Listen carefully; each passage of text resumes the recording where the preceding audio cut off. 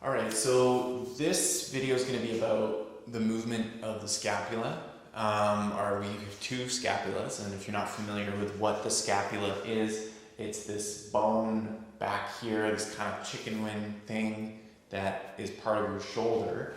So this part of the shoulder is generally pretty underdeveloped, and we really misunderstand a lot of the pain that's up here. Most people think they need to stretch and just open and massage their upper traps, but it's actually not the case. We need strength, we need more movement, we need to really bring that scapula online and get it to do what it's supposed to do, which is stabilize the shoulder as it does a lot of different things. So we have that glenohumeral joint, we have the rotation that we explored, this guy here, and then this part of your arm goes in to this bone, right? It kind of sits inside this little cup, if you will. So this part of our arm kind of sits in this little cup, if you will, which is our scapula. It's kind of a shallow cup. It's not as deep as our hip. And we really need the scapula to be doing all the movement that it is capable of doing, because it can do it. So we want it. We want to develop as much of it as possible. So I'm going to walk you through the rotation that we're going to do.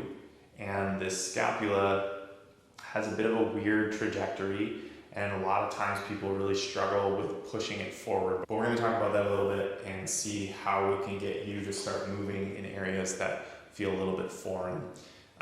So if we want to think about the scapula, it actually is part of this bone as well. So this bone connects back here, and so it has kind of this movement, this front to back, and it's got kind of this up and down, this shrug and pull down movement.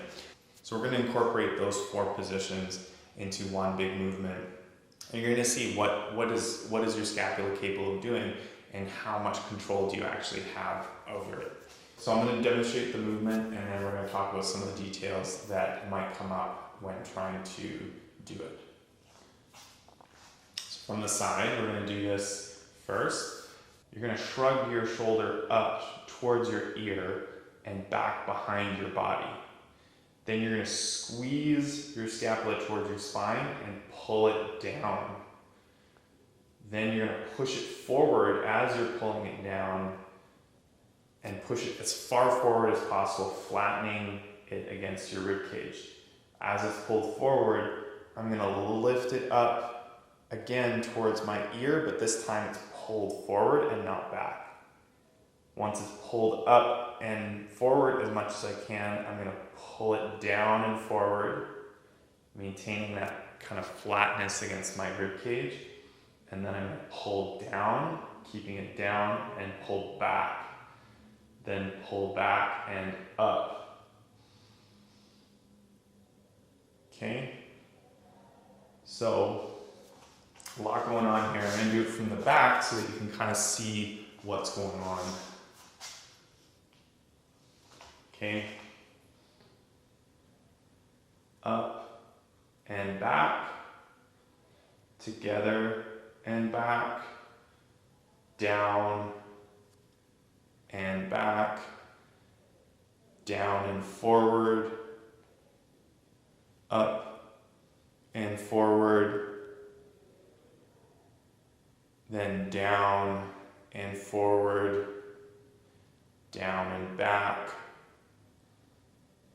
together, back and down, and then up and back.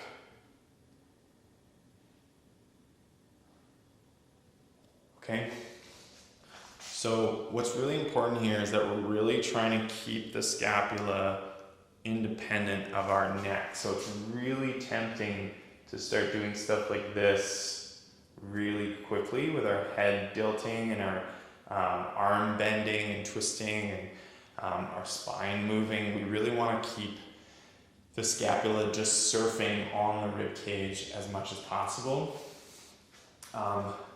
So you can see here, my scapula can kind of poke out behind, and it can push forward and flatten, right? Do you see how there's I can't get my finger underneath my scapula anymore.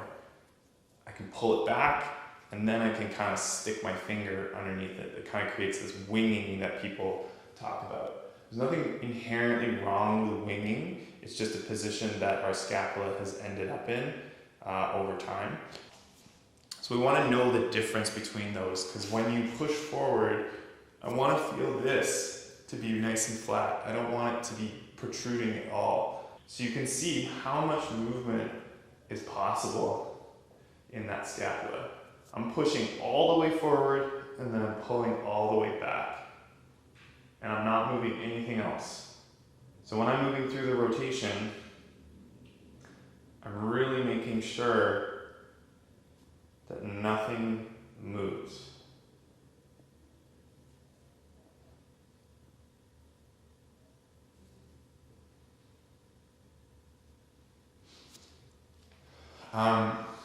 Some common mistakes here is that when you squeeze your scapula back towards your spine, you actually twist. A lot of people will twist their entire torso. So they'll go like this to get their scapula to pull back. A lot of times people, when they push forward, they will go like this, and they'll stick their spine out. You know, they'll kind of round their spine.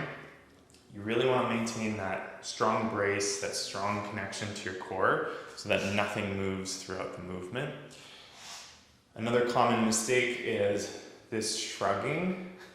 So another common mistake is kind of tilting your ear towards one side.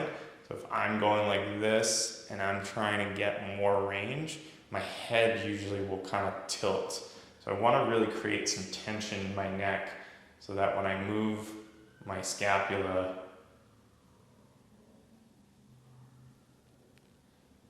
nothing, or as little as possible, moves.